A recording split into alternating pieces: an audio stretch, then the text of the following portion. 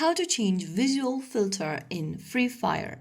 Hi everyone, welcome back to Crazy Gamer.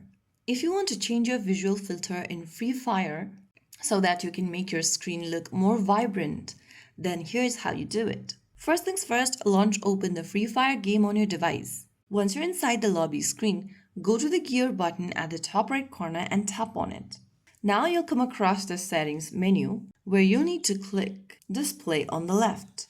Inside display, you'll see filter option. Choose a different filter you want to change to and click on OK. Just select your filter.